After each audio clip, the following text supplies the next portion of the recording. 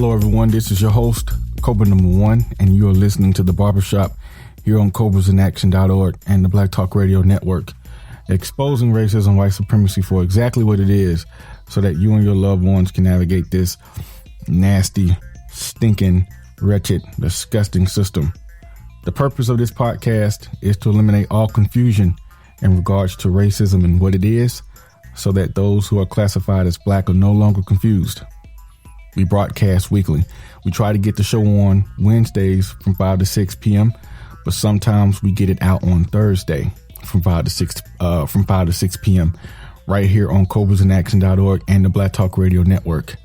Inform any black person you think that may be remotely interested in countering racism of what we're doing. Spread the word. We find this show to be necessary because before a problem can be solved, it has to be identified and understood. And too many black people do not understand racism. Visit us at CobrasInAction.org, a website dedicated to countering racism and replacing it with justice. Because too many black people remain confused about racism, we created this site. Not only do we articulate precisely what racism is, but we also give specifics on how to counter it. Click on the menu tab and listen to archives of The Barbershop, read articles on racism and strategies and tactics on how to counter racism, and listen to the radio network, Cobra Radio, the most dangerous radio network in the world. Once you're on the site, please like us on Facebook and follow us on Twitter, YouTube, and SoundCloud. We're always publishing content to all of our social media sites, articles, videos, and music, so please follow. We have 2 new podcasts, Flex Talk, a podcast dedicated to improving the physical, mental, and spiritual health of black people, and Yurugu, an analysis of white people. We do Flex Talk on Wednesdays from 11 to 2 p.m., and Yurugu is not on a set schedule, but just go to CobrasInAction.org and click on the menu tab, then click on podcasts to listen to any of the shows. We're also on iTunes. Just search for Cobra Podcasts and subscribe. Give me 1 second. Okay. Today, I want to go over Black History Month and the meaning of justice and empathy. These are concepts in my book that explain how we can create a world in which we all can live the kind of life I believe God intended us to live. A peaceful, high quality of life. Be right back.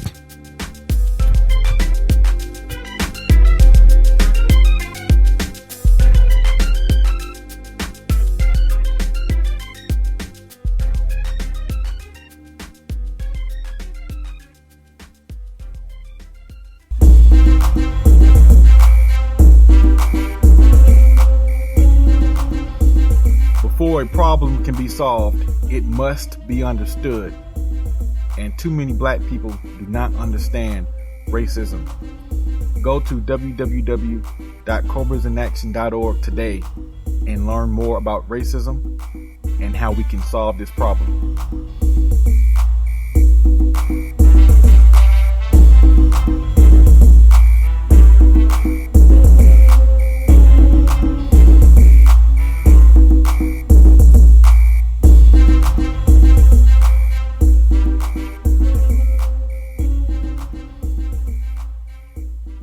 Welcome back to the show. I'm your host, Cobra Number One.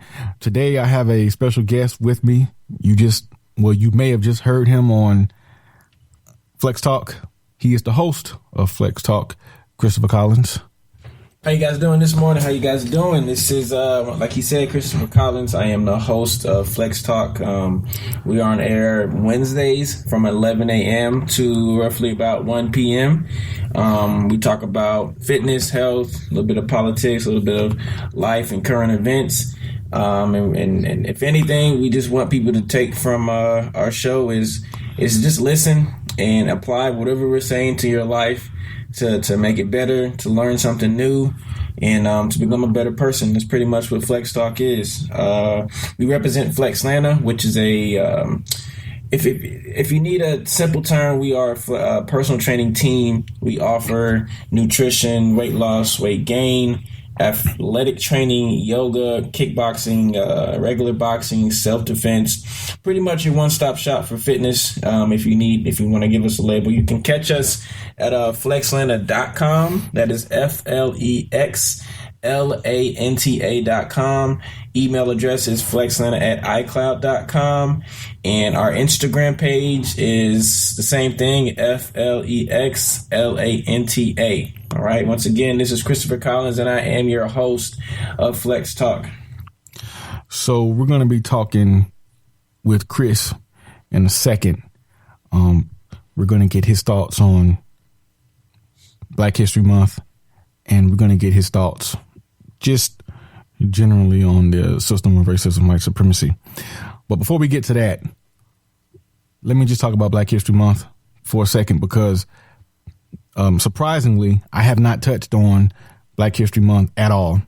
And a large part of that is because I've been gone for like 2 weeks, but now I'm back and I have a few things to say about Black History Month. Let me start like this. I remember when I first started working almost 10 years ago, I worked in a professional environment with mostly white people. And this was the first time that I ever been around white people in the workplace. And at my job, they're real, well, at my previous job, they're real big on inclusion, diversity.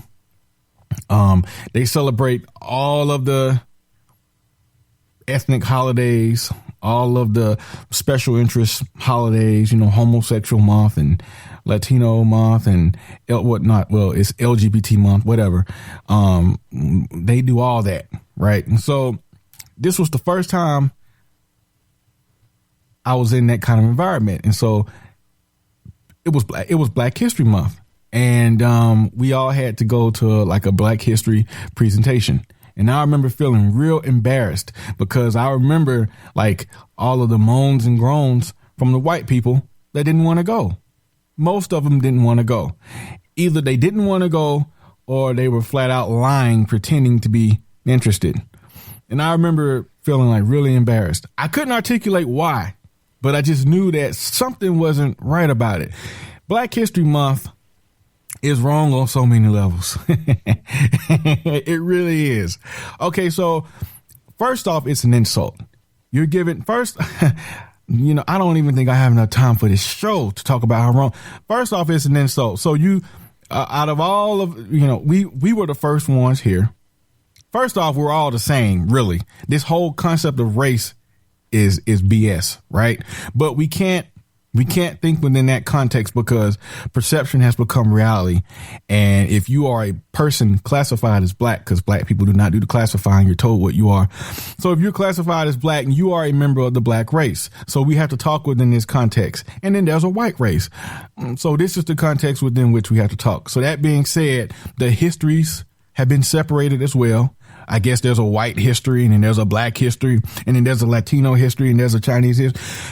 And the wise person understands that history never ends and that history is just history. We need to come up with a better term because it's not his story because this excludes women. But for the purpose of this show, what happened? It's really what happened. OK, and this involves all people. It's not just his story because women have been and still are a part of what happened. So when they're talking about history, it really, if it was correct, it really should be just what happened. And that includes all peoples. But nevertheless, so we've been split up into different groups and there's a thing called Black History. Now, Black History, how insulting is this? You come here, they snatch you up from your land. They bring you here to work you're only here to work. You're only here to provide labor. That's all you've ever been good for. And then all of a sudden now, fast forward 200-300 years, everyone wants to integrate. Everyone wants to, be with white people. They want to go to white restaurants. They want to work with white people. They want to live in white neighborhoods. And also a part of this assimilation, well, you have to make the niggers feel as if they're involved and, the niggers have contributed. So let's give them a Black History Month. you're minimizing my contributions as a black person to a month, the shortest month of the year, mind you. And this is the time in which we're supposed to look at our history, which really consists of just, maybe 50 people that have done something in the system of racism, white supremacy, and the white people say, oh, well, these are the niggers that stood out amongst you and they've done great things within our system. So you all should pay homage to them. And really, like, a lot of black history is just black people just admiring those black people that were accepted by white people. That's really what it is. And this is not a shot to any of the black people at all, because you guys understand that I don't talk negatively about black people at all. Any type of negativity, any kind of anger needs to always be directed at white people, because they're the culprits. They're the ones that's perpetuating the system. They're the ones that created the system in the first place. I don't express my anger or disgruntlement with black people at all. However, we must be honest. And that's what Black history is. Black history is it's just where everybody gets together during February and Dr. Martin Luther King, he had a dream. And, Jackie Robinson was the first baseball player to play in the major league, the major leagues, being accepted by whites. He was the first athlete in baseball to be accepted by whites. Dr. King was the first civil rights leader on a massive scale to be accepted by whites. Any people that we're paying homage to during Black History Month, they were the first to do this, the first to do that. In layman's terms, the first to be accepted by white people. I don't think that this is a reason to celebrate anything. As a matter of fact, I don't think we should be celebrating anything at all. Why? Because you have work to do. Prisoners don't have no need to celebrate. You have a job to do, that is to end your imprisonment, to end your oppression. You have work to do. You have to counter white people and their systems that keep you inferior. A lot of black people don't like that word, but that's exactly what it is. See, you can only have one supreme. You can't have, this person is supreme this day, and then on this day, someone else is supreme, or, this person is half supreme, and then over here, this person has the other half of the supremacy. No, supreme means what it means. It means supreme. It means being on top. In 2017, white people are in the superior position, period. That's including over Asians. That's including over Arabs, over Muslim. I don't care what group you call out. White people, the smallest minority on the planet, they have the superior position. Now, this can be changed, and that's what I'm arguing. It's like, hey, these people are in a superior position, and definitely over black people. White people are superior to black people. Yes, they are. So what I'm saying is that either you want to remain in your inferior status or you're going to do something about it. I'm of the mindset we must do something about it. Not in the interest of harming white people or hating white people. A lot of black people hate white people. There's nothing of value that comes from hating anybody. You shouldn't be hating anybody. And later on in the show, we're going to talk about empathy and justice. And justice is ultimately including everyone, including crackers.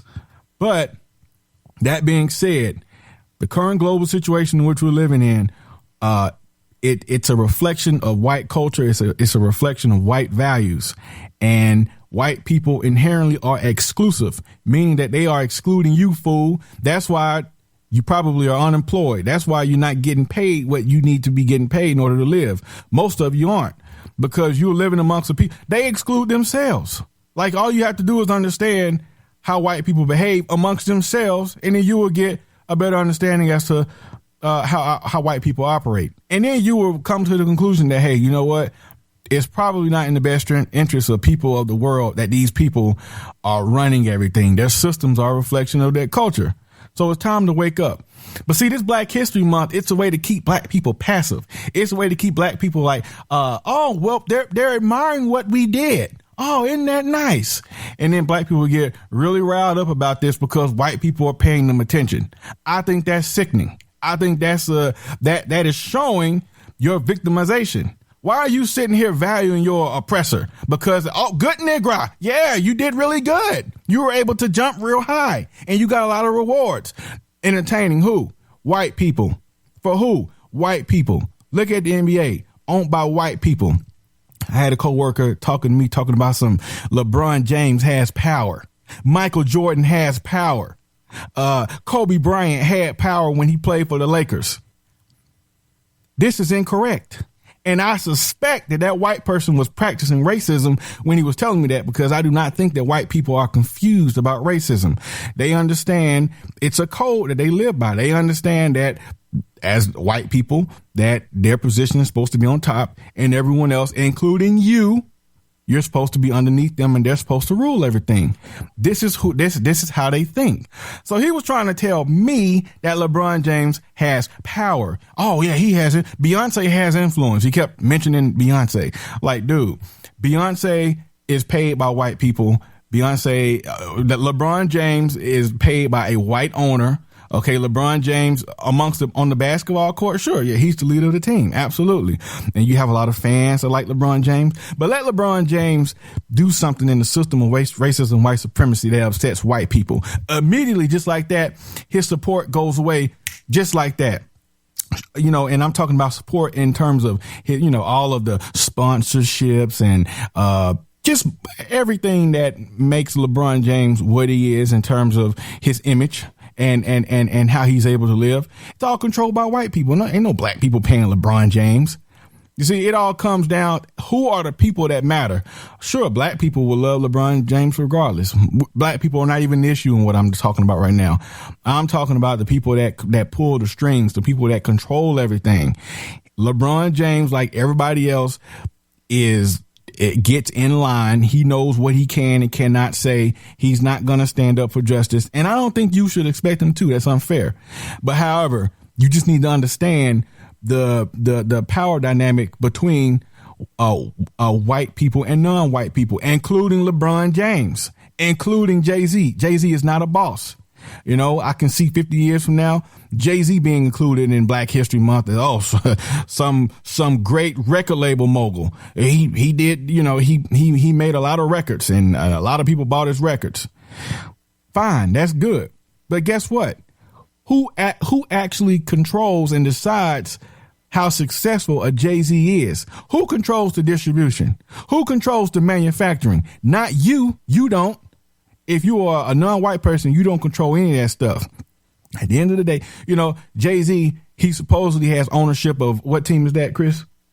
Jay-Z or Brooklyn Nets. So a lot of, you know, even Jay-Z will say, oh yeah, I'm a boss. I control the Brooklyn Nets. Well, on the one hand, look at how much of the Brooklyn Nets he controls. It's like, I don't even think it's 1%. And that's not even that's beside the point. Why was he even offered that in the first place? If I recall correctly, they were having issues, or they may have foreseen that they would have issues building that new center with the Barclays Center in the neighborhood they wanted to build it in, because, you know, they're gentrifying all over the place. And they said, you know what, let's get this nigger. I'm paraphrasing now, but this is probably what they said. They said, let's get this nigger. You know, we'll say he's an owner, because, you know, black people like to look important amongst themselves. So we'll say he's an owner. Put his face on it, and all the other niggers in the community will fall in line, and we won't get as much opposition to gentrifying this area and putting up this Barclays Center and all the high prices and with goods and services to go along with that, and kicking the niggers ultimately out. And that's exactly what happened. That's what that Jay-Z was used, and ultimately it worked. And it was the right thing to do if you're interested in gentrifying neighborhoods and continuously moving black people out, you know, keeping black people on the move, and not caring about any kind of ties that they have with the community and how long they've been there. If you don't care about any of that stuff, then that was the right thing to do, because black people are very big on symbolism. And so they saw Jay-Z and said, oh man, well, if Jay-Z's a part of it, he's black, you know, it can't be all that bad. And, you know, the opposition to that Barclays Center, and just to the gentrification in that area, just in general, no, it's in Brooklyn. So Brooklyn, Harlem, both of these places traditionally black for a long time, since the 20s. These places are now being gentrified, and a lot of white people are moving into Brooklyn. I think Bill Clinton has a place in Harlem. You have to understand that when places are gentrified, niggers are moved out. You are moved out because you can't afford the cost of goods and services once white people come in. White people say, you know what? We were stupid for leaving the cities. Our jobs are here. We're going to come back. We're going to take over. And it takes like 10 to 15 years, but it happened just like clockwork. They moved the niggas out. And key to that is bringing in institutions like the Barclays Center, stadiums and shit like that to raise prices and to price out black people. And what I'm saying is that Jay-Z was a part of that mechanism. But you're untrained. They don't teach you about racism. They don't teach you about how it works as a system. You look and you say, man, he a boss, man. He doing it, man, because like he's owner of a team. How many niggas I know is owner of a team? Aside from Michael Jordan, none. And so black people are very, very, very, very, very susceptible to symbolism and individual black people doing well. And that's what that was. The white people played on your tendency to do that. And there was not as much opposition to the Barclays Center going up and to gentrification going on in Brooklyn because of that. So again, we have to understand the system of racism, white supremacy. We have to understand Black History Month is just a way to keep black people passive because white people know that black people are obsessed with individual blacks being accepted by crackers, and they use that to their advantage. So Black History Month, and then we're going to get Chris's opinions on this in a second, what he thinks of Black History Month. But from what I'm seeing, Black History Month is it helps to perpetuate the system of racism, white supremacy. It keeps you as a black person kind of satisfied with the way things are. Because you say, well, you know what? They gave us a month and they didn't have to do that. And, so things can't be that bad. There must not be any racism anymore because, hey, look, even at my job, white people were supposedly celebrating Black History Month. Even though they were rumbling and grumbling about it and they didn't want to go to the program, but there still was a program and we all were there and we got to listen to the same spiel that's given every year. Dr. King did this. Dr. Charles Woodson did this. Marian Anderson she sung in front of a whole lot of white people on the National Mall. Whoop-de-doo. Whoop-de-doo. And I'm supposed to be satisfied with that. You see, there's a thing called self-respect that we're lacking. And the mere fact that so many of us are just happy to have some shitty month, the shortest month of the year, is indicative in my mind of our lack of self-respect for ourselves. You deserve more than that. You deserve more than a month. Don't limit your history. Don't limit what happened. I want to get away from using that word history. Don't limit what happened to just some month. You were, as a black person, you were part of the first people that were here, period. So your so-called history, which really is what happened, begins at the beginning of modern human life. Start there. You can spend your whole life learning about what happened. What happened for you is not just limited to 50 individuals that did some shit for white people, which is how they present black history. It's always about serving white. Oh, well, this person did the first open heart surgery. How many black people in the 50s that were able to afford open heart surgery?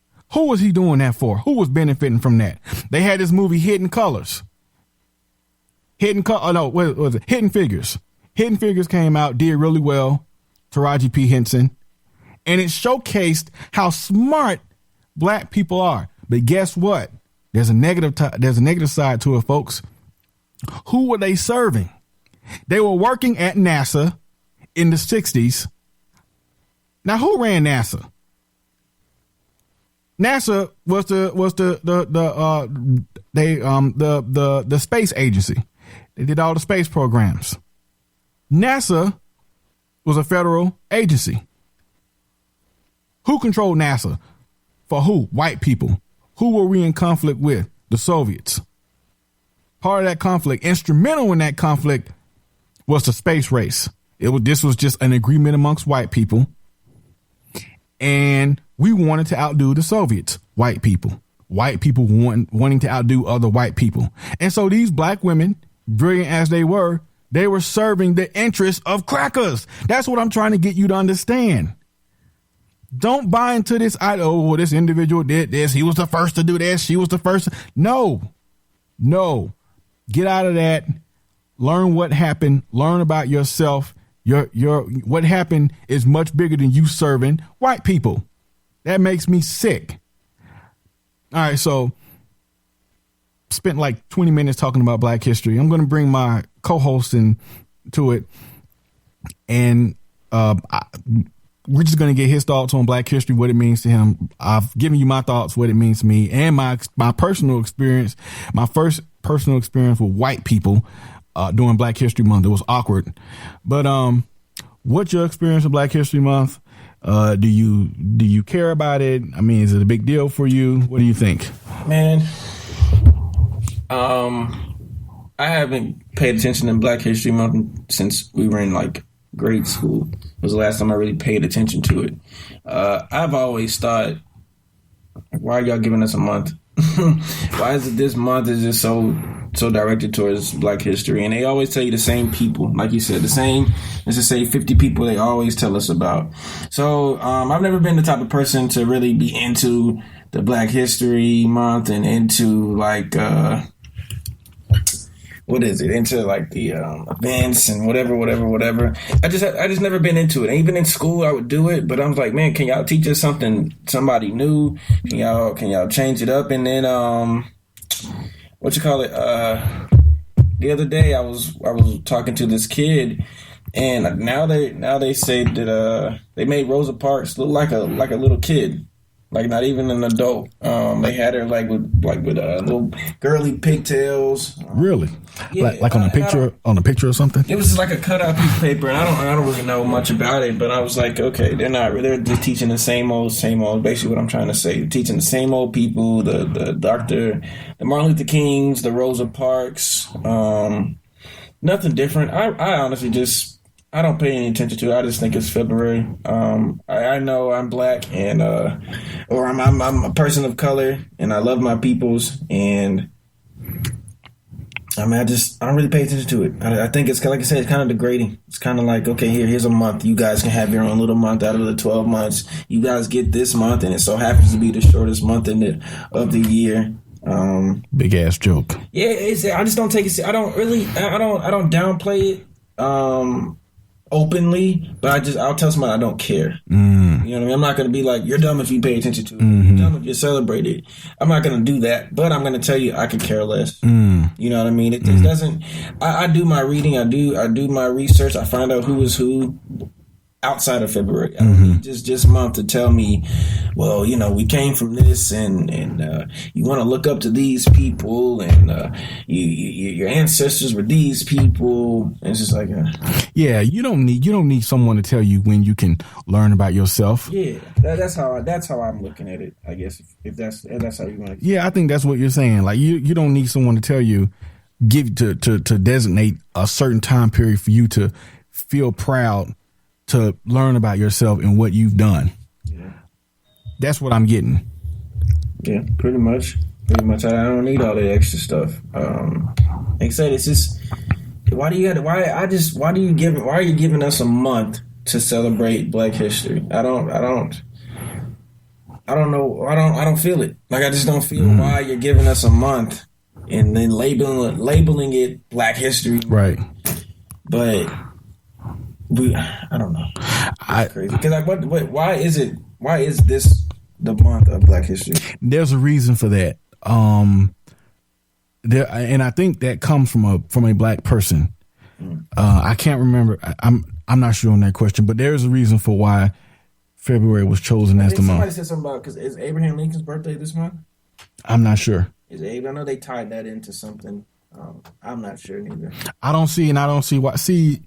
See, we have to, man, come on. Like, we have to understand what happened. I'm trying to move away from that word history, as I keep saying. We need to understand what happened because, if that's the case, if Black History Month is somehow associated with Abraham Lincoln, here we go again, praising white people, not actually knowing what happened. Abraham Lincoln was not for black people. Abraham Lincoln was for keeping the Union together. Abraham Lincoln did not free the slaves. It was slaves willing to get out there and put in the work in the field to work for their freedom. Mm-hmm. That's what you got to realize. The North was getting their asses stomped by the South until black people entered the war. That's what we have to understand. Abraham Lincoln, that was the last thing he wanted to was to put guns in the hands of niggas. That was the last thing he wanted to do. Rightfully so, because you don't know how that can turn out. Here you are having a population that you said were less than human, and we got to focus in. We got to remember that, folks. You were thought of as less than human. You have to remember that. You were thought of as less than human. That probably explains the way you're treated now. But anyway, you have to put it into context. So you were thought of as less than human. You were thought of as stupid, wild, eating your own relatives, just hitting each other upside the head with rocks. That was all you were good for in these people's minds. And all of a sudden you're going to arm them? The whole point of slavery, at least the morality of slavery, was that, we're helping these, soulless heathen, Negro heathens. We're helping them because leave them to themselves. They're self-destructive and they destroy everything. We're doing God's work.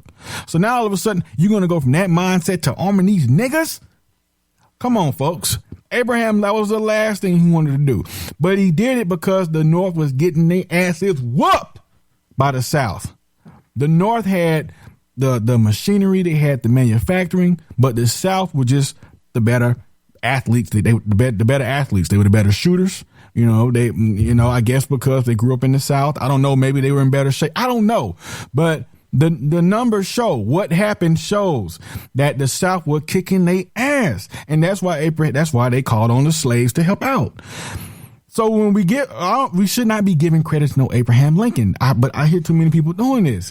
Again, I think it's another form of, not just self-hate, but it's also that, when you're in school, you are learning history, his story.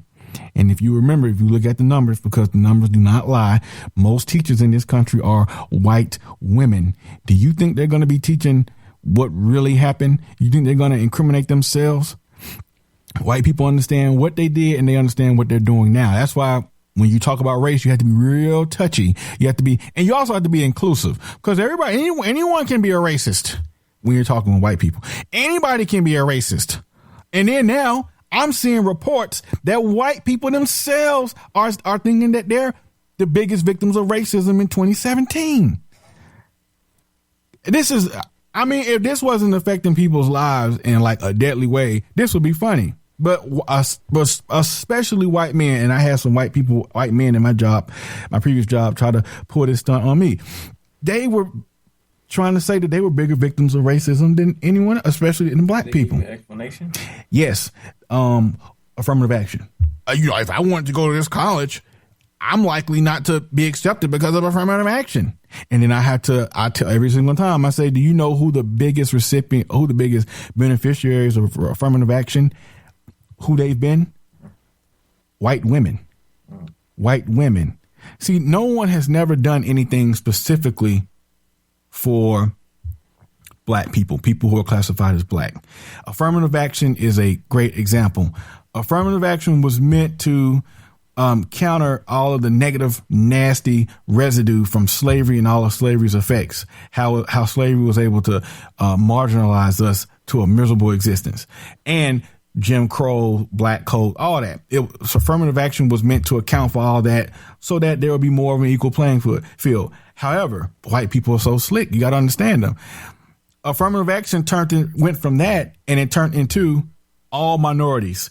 And white women are included as minorities. But white women are married to white men. You see?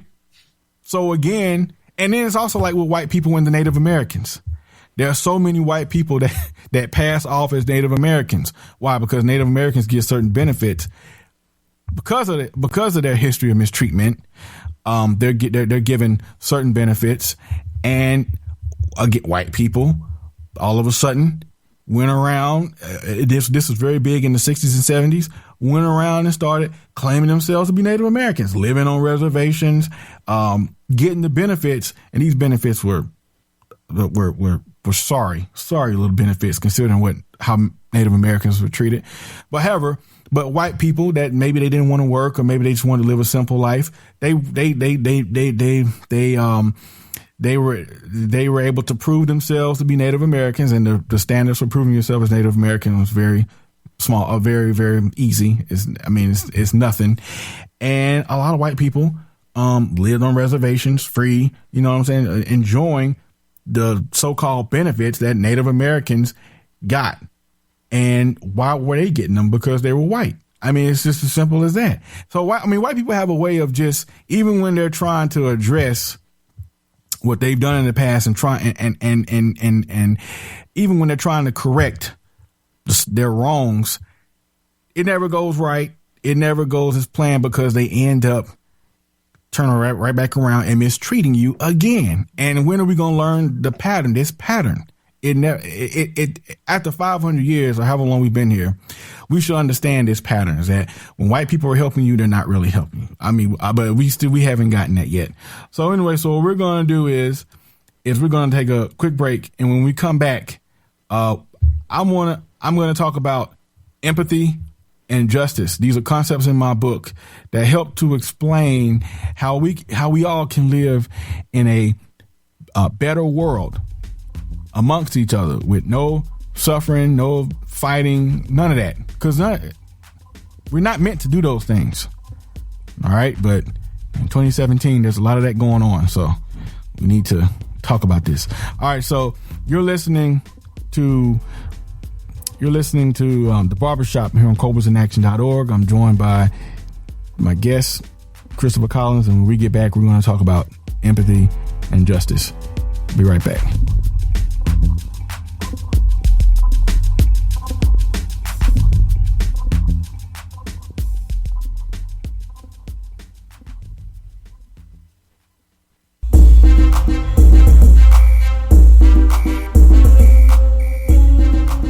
Before a problem can be solved, it must be understood. And too many black people do not understand racism. Go to www.cobrasinaction.org today and learn more about racism and how we can solve this problem.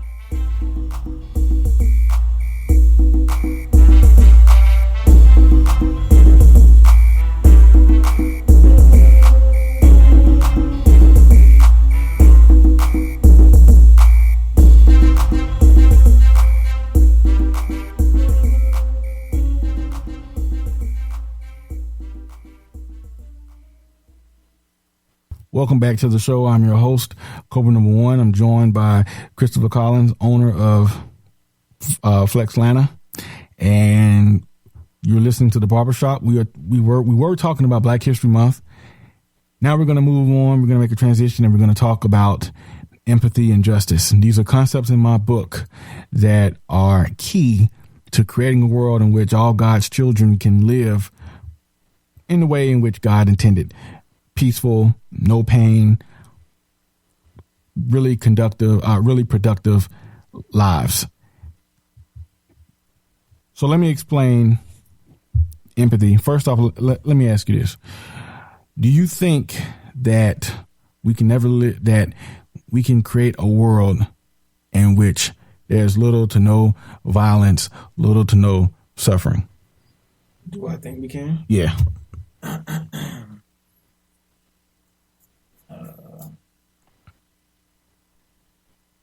No. Okay, take your time. It's a loaded question. Yeah, no, I don't.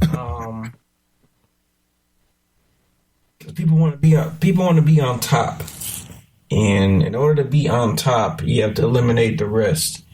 Where I feel like we are, say quote unquote, brainwashed to be so competitive against every single person. Even if we're doing the same thing, we have to be better than them.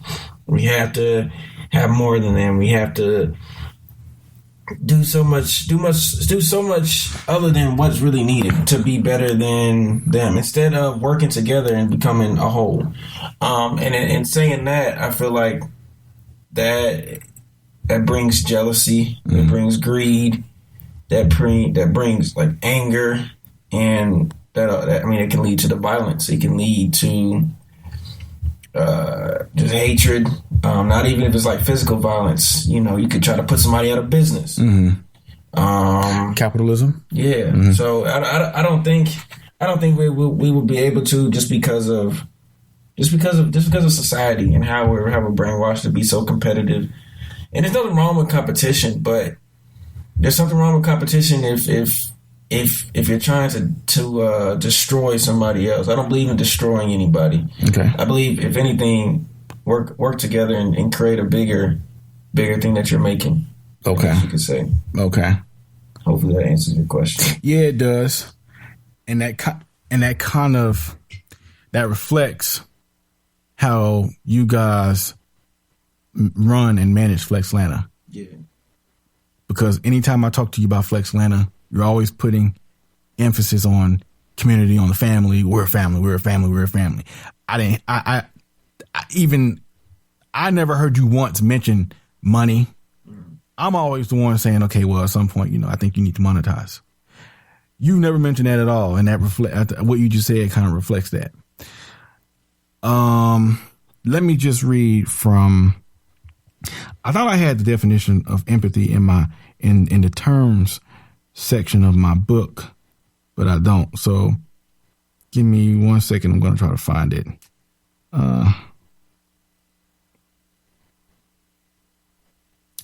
Okay, here it is right here.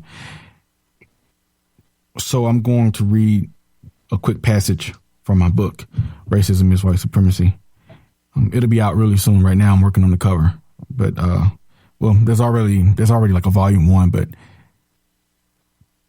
I've extended it and I'm changing the cover and we're making some like major edits. So the new volume will be out pretty soon. But in the premise section, it says, in a just world, all people that believe in God would recognize that the ability to distinguish serenity from pain and empathize is a charge from God to treat others as we ourselves want to be treated. You prefer serenity over pain, and understand also that all other human beings prefer serenity over pain as well. So treat others as you yourself would like to be treated, and don't ever be a source of pain for anyone. And always help those most in need of constructive help. This is the spirit in which this book has been written. So what I'm saying is that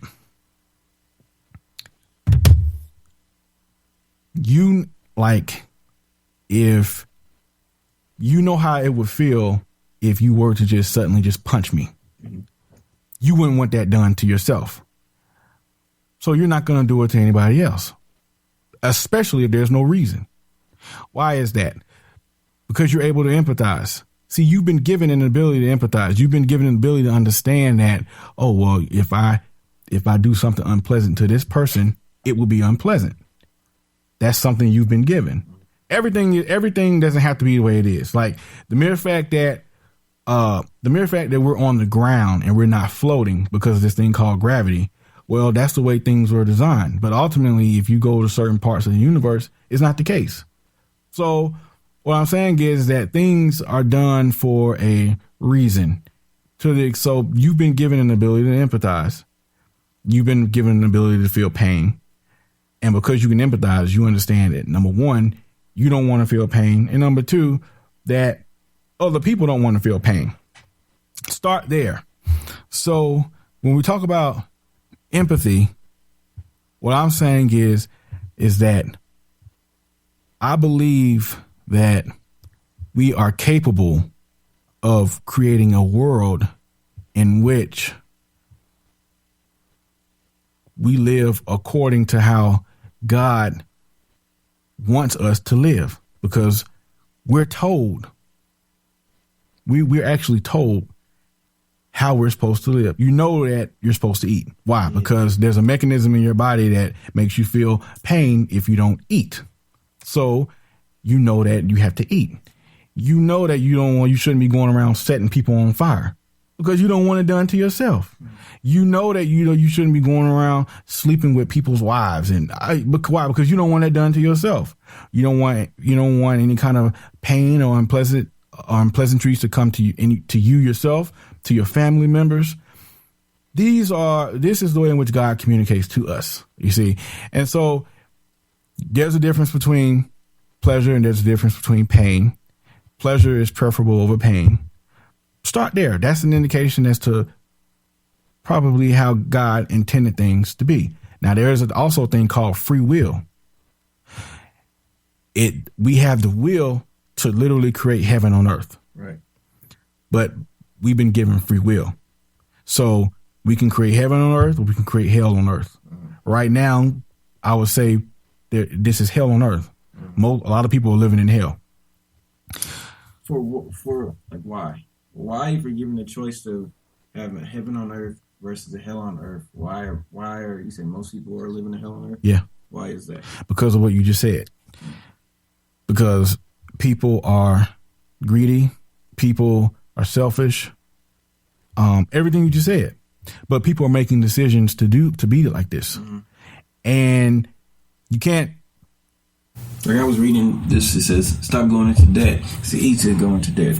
And I feel like it's so easy to go into debt because people they just want to have it all. And even if they can kick a card and say they're going to pay it off later, life happens.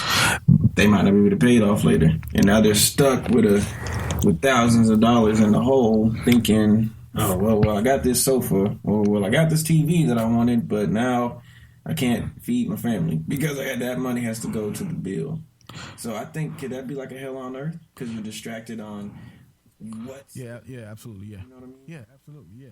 Brainwashed because they need to feel like they have to be better than somebody, But yeah, I don't feel that. Like I understand it, I understand everything. I try to look at it both ways. Right. I'm not knocking you at all. It's just not me. Okay. Gotcha. I don't need that. I don't need all the fancy stuff. Like this phone here. I had spent like $200 on this phone. Didn't want to spend $200 on this phone, but if I'm gonna spend $200 on a phone, I'm gonna make sure it's beneficial. Like the camera on this is crazy. Mm-hmm. You know what I mean? Mm-hmm. There's enough space so I can edit my videos. I can pull up my email address so I can email my clients. Like it's functional. Mm-hmm. I don't want an iPhone just because it's an iPhone. Mm-hmm. I wanted the iPhone because the camera's cool. Mm-hmm. I can email. I can send my texts. And it's just so quick. I can send pictures, post pictures of my clients. It's functional. Okay. I don't want it just because of this apple. Like this doesn't mean if this was a pear or a banana, I could care less. You know what I mean? Gotcha. I just want it so I can become a better person who I am today. I don't want it just because I have an iPhone. I'm cooler than you or I'm better than you. Gotcha. That's unnecessary to me because if this gets if somebody takes your phone away, then what are you? You know what I mean? You don't have anything to show if all you were leaning on was, I have an iPhone. Right. Does that make sense? Yeah, absolutely. I'll just close out like this. So basically, kind of like to sum up, there are two different worldviews here. On the one hand, you have a worldview in which people look to position themselves over other people, and that's the motivating force behind why they do great things. They're looking for money so that they can use that to leverage themselves over other people and to also have higher status over other people. And that's one worldview. And the other worldview is that you have people that are motivated based on need. They're looking to be compensated, but based on what they need, and they're not looking to be compensated in a way in which puts them in a position to dominate others. Two different types of ways of doing things. And I think you'll be the latter more so than the former. You're looking to be compensated for what you need as opposed to... I barter with, like, a lot of my clients or people I work with, I barter with. Like, so say you provide massages, I provide personal training. I want a massage and you want to get in shape. We can barter. Right. Like, you don't have to... we don't have to spend money back and forth because I'm saving money on getting a massage and you're saving money on your personal training. Bartering is cool. Mm-hmm, yep. Like, I don't mind bartering, and So yeah, you're definitely more. You have more of the African view of trading, as opposed to the European view, which is that you're looking to capitalize most profit as much, and and the reason for the most profit as possible is because you're looking to ultimately control others. Yeah, that's where that comes. You're not looking to control. You're not interested in power. No, and I understand people who are like, I'm not knocking it. It's just not. It's just not me. I wasn't raised to be better than anybody else. You know, that wasn't how. I mean, we probably raised the same. It's not how we were raised. It's not who we were or who we are. So, I think talking to most black people, I think most black people inherently feel the way we do. Because I mean, like, unless you're dealing with a black person that's been around, like a lot of Europeans a lot, and they have not been, I guess, as harmed by the system as most black people have been.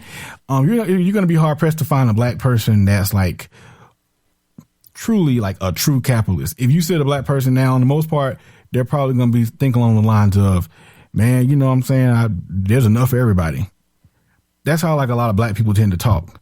A lot of white people tend to talk more along the lines of, no, it's about competition. It's about profit. Profit is good. Competition is bad. And what that really says to me is that, excluding people is okay. You're going to have poor people because some people, you have winners and losers. Of course. That's where that comes from. And that reflects the difference in the people. And I just wanted to highlight that. And I wasn't even looking to talk about this, but when you kept mentioning the word need, well, I do this because I need this, or, you know, I'm looking to meet my needs. It's like, oh, I got to highlight this. There's a difference. You have a group of people that are looking to be compensated based on need, and you have a group of people that are looking to be compensated based on greed. They want to take everything. They want to have everything for themselves because they want to have the most power. And I want to highlight those differences. I want you all to check out Wall Street. Michael Douglas, Charlie Sheen is a great movie. We can learn a lot from movies, and pay special attention to just how greedy these individuals are and what motivates these individuals to work, as opposed to what Chris was saying here today, what motivates him to work and do great things. I think if you talk to white people, I think most of them will kind of be in the Wall Street / capitalist mindset of what motivates them to work, as opposed to most black people, who will be in the mindset of working based on needs, as opposed to having to have everything and having to have the most. It's a different in mindset, and one mindset is winning out over the other. All right, so we definitely went over, but I mean, we had a really good conversation. Thank you for joining me on the show. Yeah, most definitely. I enjoyed it.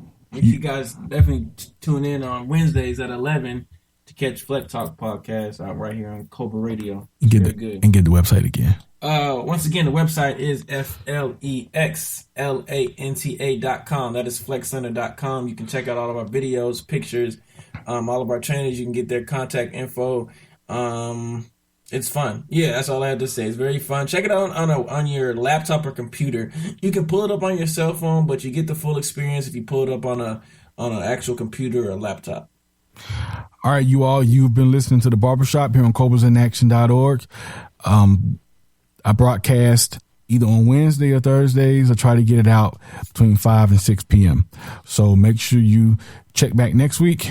Until then, thank you all for listening, and make sure you check out Flex Talk on Wednesdays, every Wednesday from 11 to 2 p.m. right here on CobrasInAction.org on Cobra Radio. All right, till next week, take care. Peace.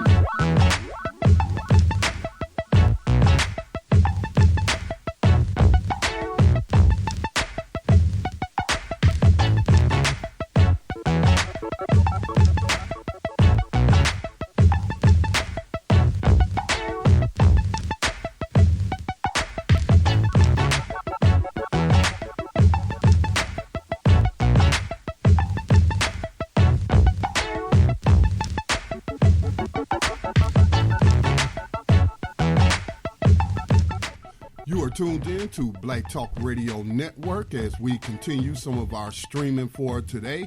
Coming up here in just about 5 minutes will be Tando Radio Show. And then after Tando Radio Show at 8 o'clock p.m. Eastern Time will be Blacks in Business Radio. So keep it locked right here on Black Talk Radio Network, your number one independent black digital radio station.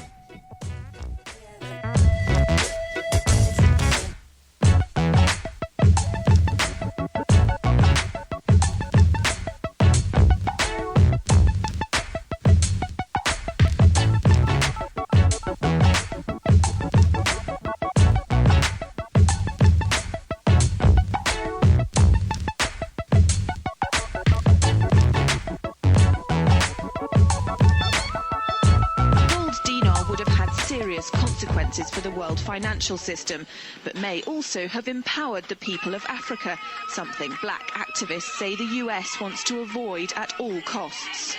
We're slicing cake. Joining conference now.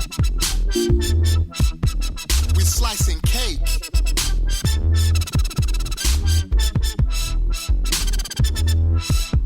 We're slicing cake. Say the US wants to avoid at all costs. Slicing cake. Say the US wants to avoid at all costs. We're slicing. Gaddafi didn't give up. In the months leading up to the military intervention, he called on African and Muslim nations to join together to create this new currency that would rival the dollar and euro. They would sell oil and other resources around the world only for gold dinars. It's an idea that would shift the economic balance